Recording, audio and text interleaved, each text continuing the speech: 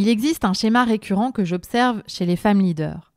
Elles atteignent un palier, tout commence à bien rouler et soudain, une inquiétude diffuse s'installe. Comme si ce succès était trop beau pour être vrai. Peur que tout s'effondre, impression de se reposer sur ses lauriers, besoin inconscient de créer des tensions là où il n'y en avait pas. Dans cet épisode, on décrypte ce phénomène de la limite supérieure. Pourquoi il se déclenche, comment il façonne inconsciemment vos pensées et surtout, quelles clés utiliser pour le dépasser et embrasser pleinement votre succès sans auto-sabotage. Bienvenue sur Sensé, le podcast qui parle aux femmes dirigeantes, top managers et entrepreneurs de leadership et d'outils de coaching. Je suis Jenny Chamas, fondatrice de Coach Happy, master coach et mentor. Avec mon équipe, nous accompagnons les décideuses dans leur croissance professionnelle avec comme maître mot sérénité, plaisir, hauteur et impact. Vous écoutez un épisode best-of et aujourd'hui, je vous parle de votre limite à la réussite. Aujourd'hui, je voudrais vous parler d'un concept que je vois se jouer chez un bon nombre de leaders qui réussissent. La limite supérieure, ou plus communément connue sous le terme de peur du succès. Alors, qu'est-ce que la limite supérieure ? Imaginez votre parcours héroïque.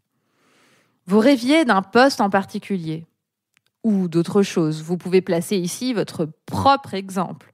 Le rêve d'un CA qui se multiplie, le rêve d'une promotion, bref. Vous avez lutté pour obtenir ce poste. Je reviens sur mon exemple.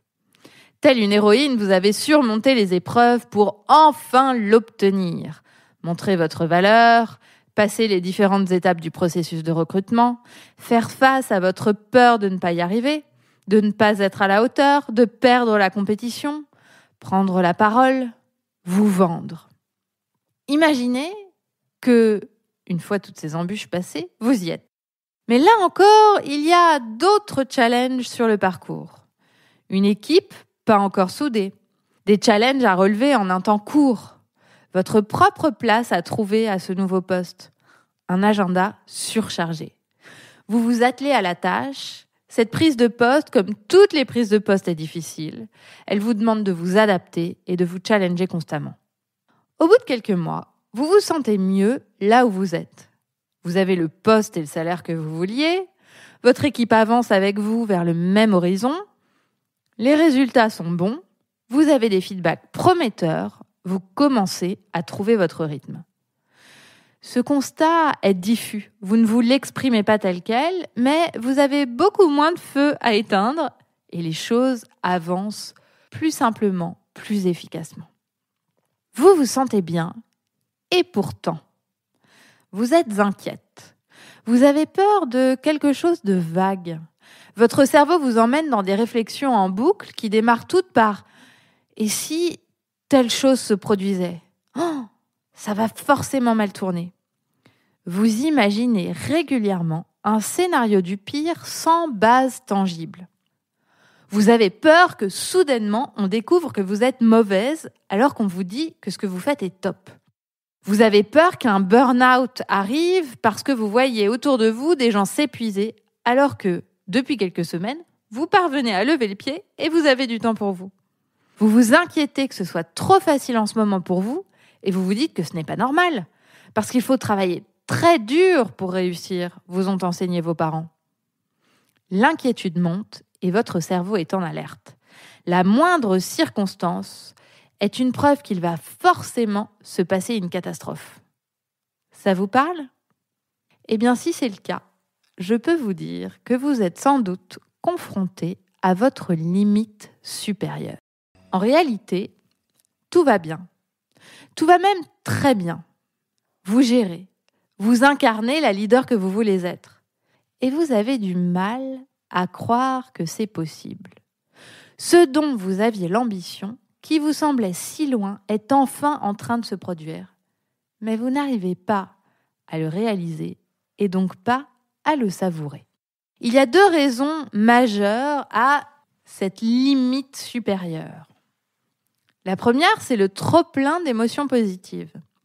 Ces derniers temps, vous vous sentez plus relaxé, vous dormez mieux, vous parvenez à couper avec le boulot, vous êtes plus présente, plus joyeuse.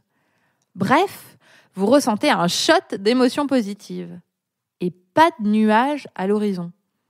Sauf que Vous n'en avez pas l'habitude. Alors, vous commencez à vous dire que ce n'est pas normal, qu'il doit y avoir quelque chose que vous ne voyez pas. Vous vous sentez trop bien.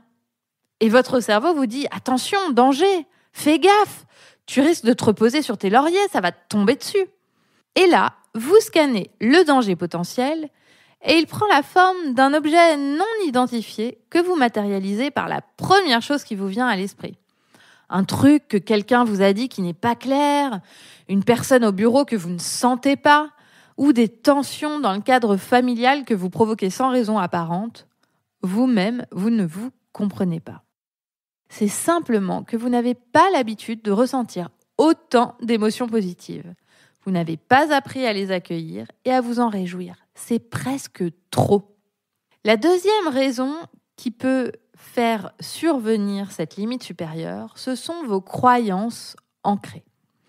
Si vous avez réussi à opérer des changements dans votre carrière et vous êtes arrivé là où vous vouliez aller, votre identité, elle, n'a pas encore changé.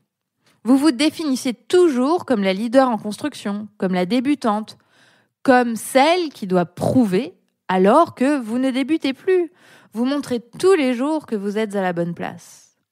Par exemple, vous vous dites toujours « je suis la seule femme au CODIR ou au COMEX » en pensant que c'est un challenge, alors que ce challenge précis, vous l'avez déjà relevé.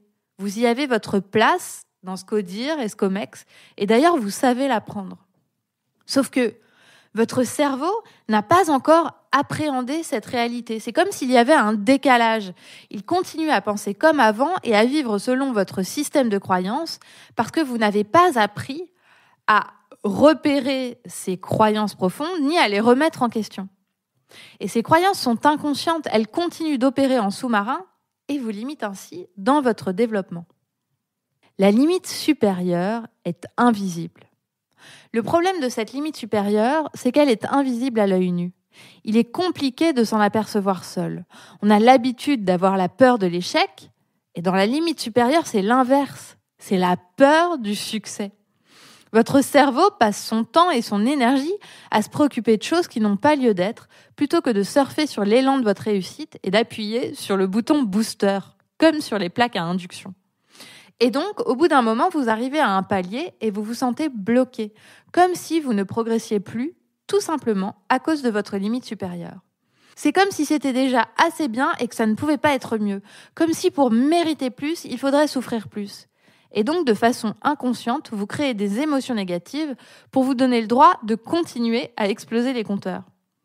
Et le problème, c'est que ces émotions négatives ne vous aident pas à créer de meilleurs résultats. Elles vous bloquent là où vous êtes.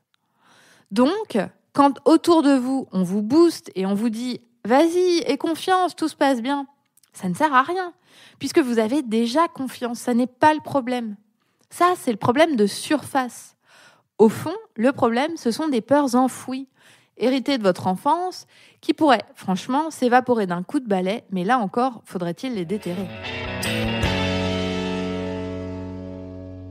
Cher leader, je crois que je ne le dirai jamais assez, mais votre capacité à accueillir vos émotions, positives et négatives, à les comprendre et à les canaliser est votre meilleur atout pour faire voler en éclats vos barrières et notamment cette peur du succès.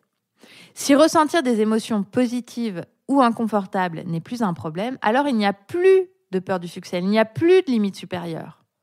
Car la peur du succès est en fait la peur de vos émotions en cas de succès. Les émotions que vous ressentirez si vous avez du succès, si vous perdez ce succès ou si les autres pensent des choses de vous qui vous dérangent quand vous avez du succès. Vos émotions vous disent tout. Elles vous disent ce que vous pensez. Elles vous dictent votre comportement. Elles vous disent tout de votre présent, votre passé et même votre avenir. Et pourtant, elles occupent une place minuscule dans votre vie. Vous en parlez peu, vous les travaillez peu, vous ne vous en servez pas.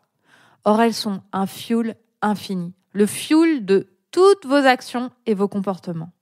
Et au sein de Sensé, notre programme de coaching, mentoring et formation, nous vous enseignons comment accueillir vos émotions et les utiliser comme moteur de votre succès et à vous défaire des peurs qui l'entourent, celles d'échouer ou celles que rencontrent bien souvent les leaders qui réussissent, la peur du succès. Pensez aux leaders qui vous inspirent et à l'énergie qu'ils dégagent.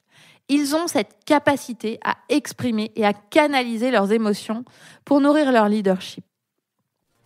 Merci pour votre écoute. N'oubliez pas d'en parler autour de vous et de laisser un avis 5 étoiles sur votre plateforme d'écoute si l'épisode vous a plu. Rendez-vous sur notre site jennychamas.com pour en savoir plus sur nos accompagnements et activités ou sur Instagram et LinkedIn pour discuter. Et rendez-vous la semaine prochaine pour un épisode dans lequel je décrypte un coaching fait avec une cliente sur mieux déléguer.